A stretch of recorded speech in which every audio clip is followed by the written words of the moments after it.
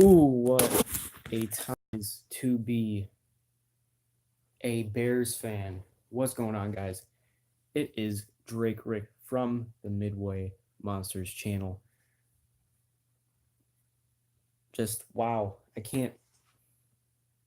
This would mean so much for this fan base, um, and that's why we are here today. So let's get right into this, and I'm just gonna go straight to the quarterback play on both sides here. But let's look at Mitchell Trubisky first, and then I'll get to Aaron Rodgers. Mitchell Trubisky, what a way to just bounce back and just what a way to bounce back from probably from your worst game of your career, and just playing within the offense and just making good throws when it mattered most. And that's what Mitchell Trubisky did. He knew when to escape the pocket and make throws. He didn't just one read and just take off. He made sure he had all his reads, and if there wasn't anything there, then he would run. So that's why he's running a lot less now these coming weeks, because he knows that he needs to throw it more, and it definitely helps. So I think that's why Trubisky has been probably one of the toughest quarterbacks to sack in this league, with credit due to the offensive line. I think the offensive line has been one of the best in football the past couple of weeks. But what a game from Trubisky. Around 230, 40 yards, 2 touchdowns, no interceptions. And if you go and watch the game, go and watch the tape, go and watch the highlights or something, Trubisky threw a nice pass to Trey Burton and nobody could think that he could actually throw good in the end zone. I mean, in the red zone. So he did very good. He exceeded expectations when facing the Bear killer Aaron Rodgers. So now we're going to look at Aaron Rodgers in this perspective, in the Packers' perspective. I think for the Packers, they're going to have to start taking their quarterback accountable. Because you cannot start blaming it on the defense anymore. The defense can only do so much. You're not going to win just by scoring 17 points. That defense is not. You need to stop blaming the defense. Your quarterback also has to be accountable. When you lose games, every other team, analysts and professionals, they blame the quarterback. They even blame Tom Brady on a lot of Patriots losses. Let's be real. They blame every other team. If they lose, they blame every team's quarterback except for the Packers. I don't know what it is. People are just starting to. I think people are just now starting to realize that some of this is Aaron Rodgers' fault. I think that's because Aaron Rodgers has some weapons. You cannot say that he doesn't. He has Randall Cobb. He has Devontae Adams. Jimmy Graham's had a down year. Still a capable tight end if he wants to be. You know, they've got Aaron Jones. They've got another nice running back in Jamal Williams. They've got a lot of these pieces. They got Geronimo Allison. I know that I don't think he's in. He might be on their injured reserve, because I didn't see him much of that game. They've got a couple of good rookie wide receivers as well. Marquez Valdez Scantling. He's been pretty good. So Equanimeous St. Brown, he's also been pretty good. So I don't get why people are trying to make excuses for Aaron Rodgers. I mean, it's kind of getting ridiculous because nobody's blaming him. And, well, actually, people are just now blaming him. So that's probably what the Packers need. They need to start making their quarterback accountable.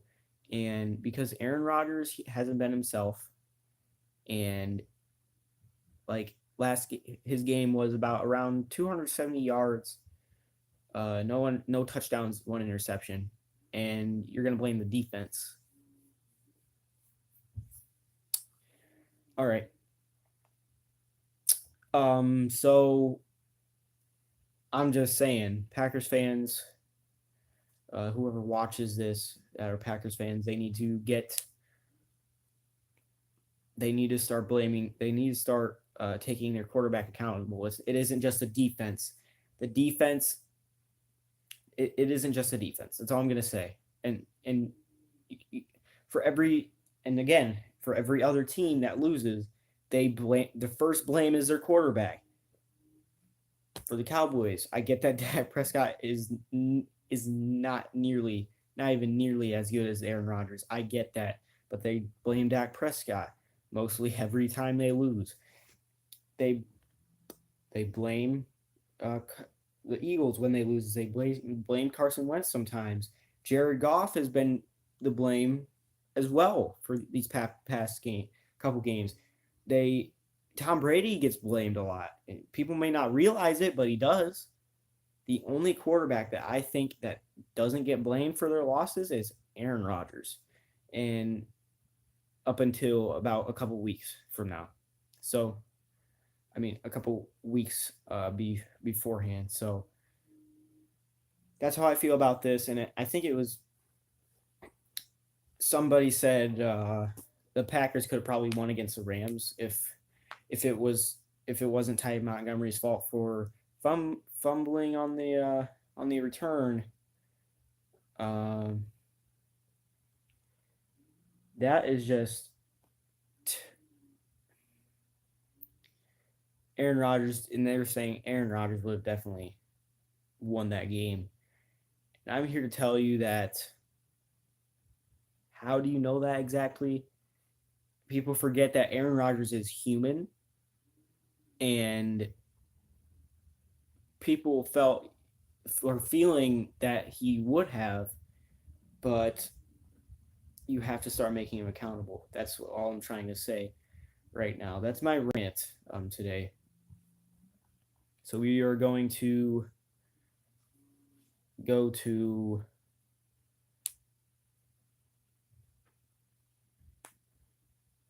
Aaron Rodgers.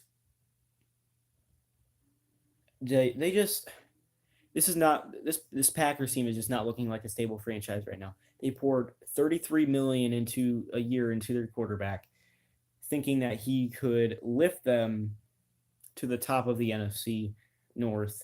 Signing Jimmy Graham, thought that was a good signing. They let go of Jordy Nelson while doing it. They signed Muhammad Wilkerson, who hasn't been terrible, but the rest of the defensive line has been injured all season. They need to focus on getting younger and not just signing veterans every year. They need to focus on getting younger. They need to start drafting nice young players to build their core and try to see if they can get another Super Bowl run before Aaron Rodgers' window closes. That's how I feel about that. So just sprinkle in a couple of nice first, second, third round young talent, and then maybe sign a veteran. Maybe they could maybe a Le'Veon Bell, but they need to let go of the guys that are just soaking up all that money. I think nobody is safe in their receiving core. I don't think, except for Davante Adams. Davante Adams is such an elite. I think he is the top tier of wide receivers right now. I will give the Packers credit for that. They've got Aaron Jones, who I believe he could be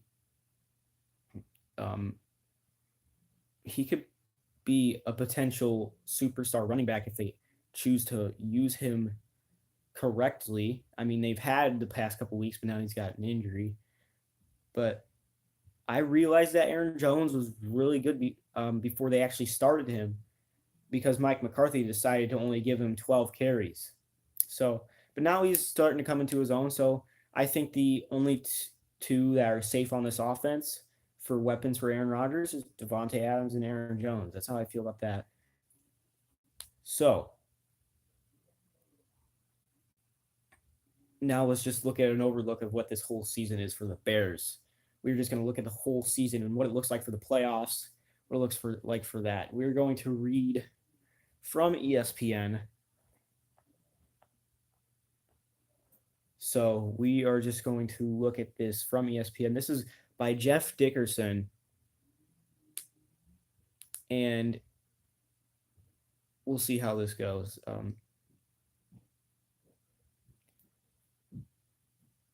The Bears suddenly look like the NFC North's most stable franchise. The Bears have a hot new coach, Matt Nagy, a blossoming quarterback, Trubisky.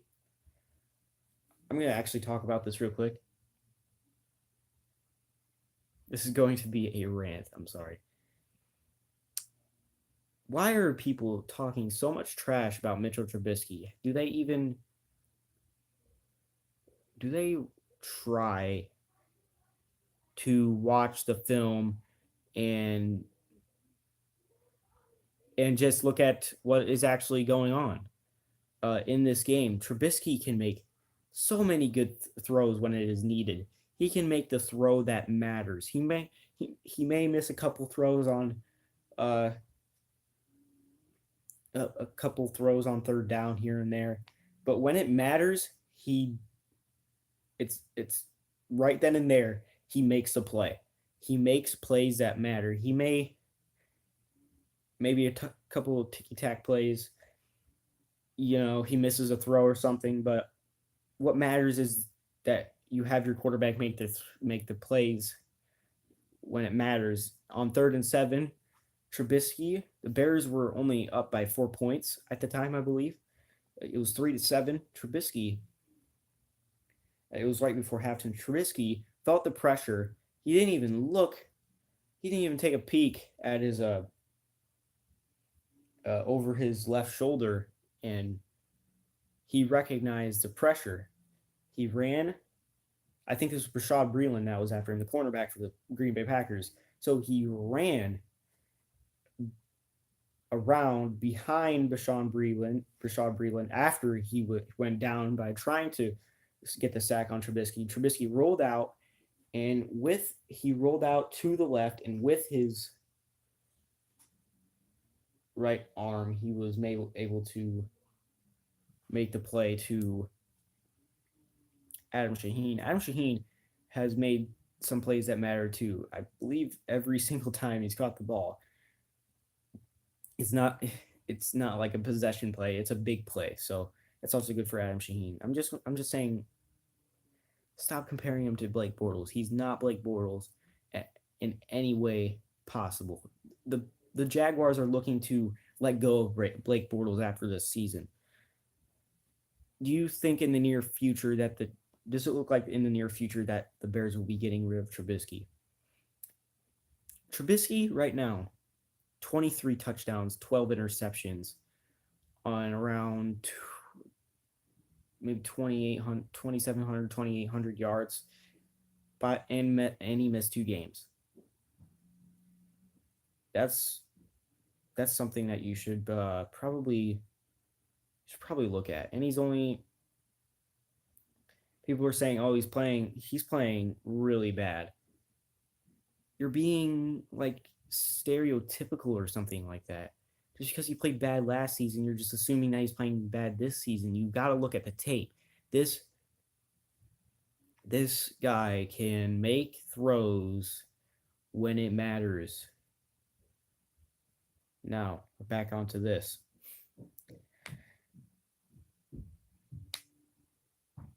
The Bears, again, Matt Nagy, Mitchell Trubisky, a feared young defense and the brightest future in the division.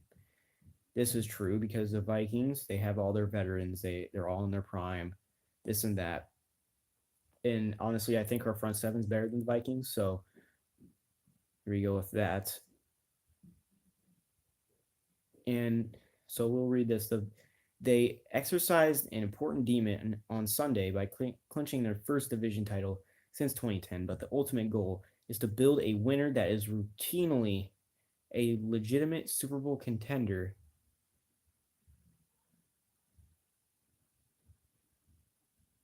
So,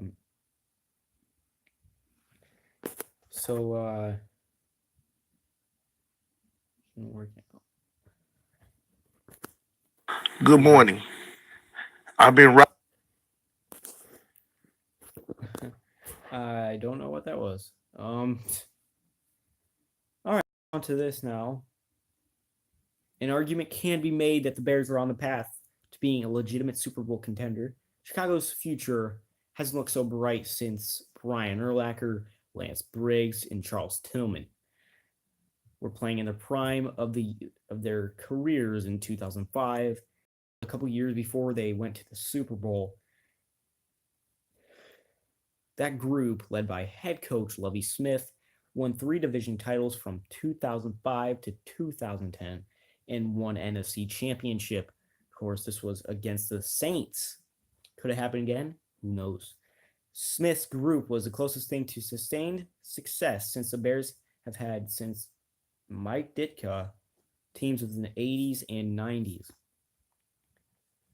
This is probably my favorite thing right here. A quick glance at the current Bears core reveals a roster loaded with starters on both sides of the ball, 28 or younger. Mitchell Trubisky is 24. All-purpose threat Tariq Cohen, 23. Allen Robinson, 25. Trey Burton, 27. Charles Leno, 27. James Daniels, 21. Cody Whitehair, 26. Eddie Jackson, 26. Roquan Smith, 21. Kyle Fuller, 26. Danny Trevathan, 28. Khalil Mack, 27. Eddie Goldman, 24. Anthony Miller, 24. Taylor Gabriel, 27. Leonard Floyd, 26. That is such a good young core right there. Just go back if you're 1 year in the live stream, go back and just listen to all the names over and over again. That is the Bears core right now. That's the young core that they have.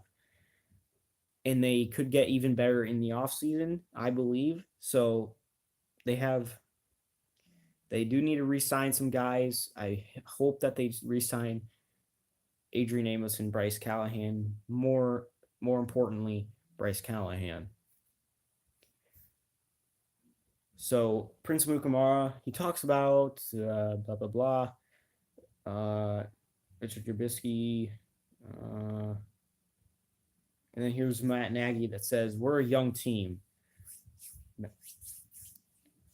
Ryan Pace and Joey Lane have done a really good job with contractually with these guys. And that's such an important part that you see. I think our team, we are set up for the right way and the right direction.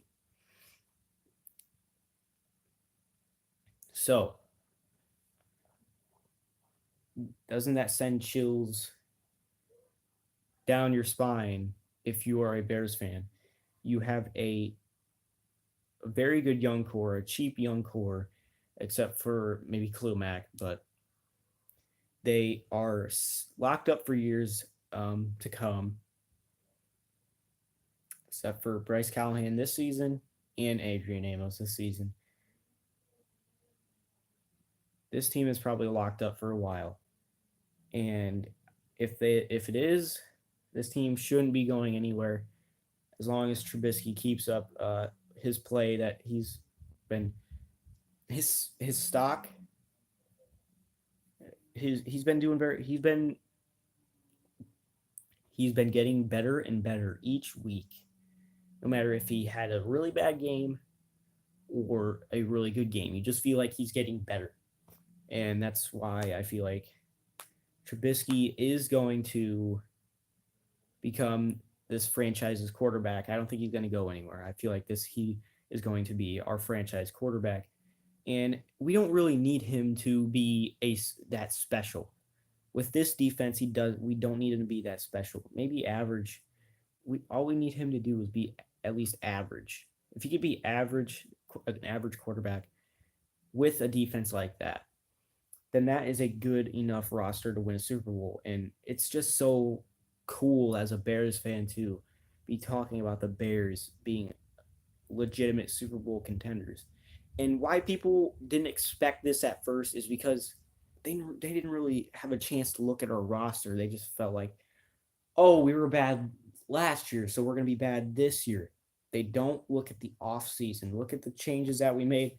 We added Allen Robinson, Taylor Gabriel, Anthony Miller, Trey Burton. So, and then Tariq Cohen's getting better. Jordan Howard is now starting to heat up. And then Leonard Floyd's got he's getting another year of development. Mitchell Trubisky, again, another year of development. Eddie Goldman has been quietly one of the best young defensive tackles in the league. Akeem Hicks has been the second best defensive tackle behind Aaron Donald. Don't at me. It's facts.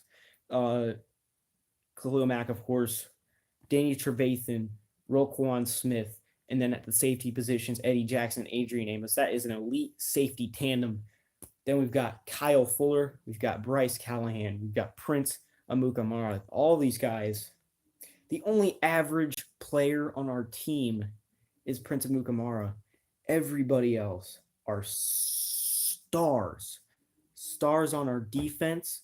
We've got some good, nice pieces on our offense who are at least good players. They're not average at all on our offense. They are good players. So there's weapons. This defense is just deep. This team is just so balanced. And that's why, and people didn't look at it that way. They just felt like we were just bad just because they didn't look at our roster. They didn't expect this coming because of it. So this is a team to be reckoned with. You shouldn't overlook this team because they can stop the run. Their pass defense is 10th in the league, which I don't agree with. I think it's a lot higher than that looking at our secondary. Most quarterbacks, except maybe Aaron Rodgers, and he didn't make that many plays on this defense this week. So you got to look at this stuff. That's why I feel like analysts these days are just so ignorant and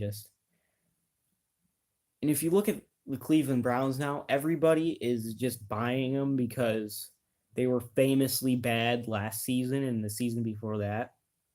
So now they're buying them now. People didn't buy us last year because we were just not relevant because we weren't like the Browns. We were just that horrendous. So, and I think the Browns next season, they'll get a lot better because I think they'll have a really good offseason. Again, the Browns had a really good offseason. This offseason, there's a reason why they've improved so much as a team.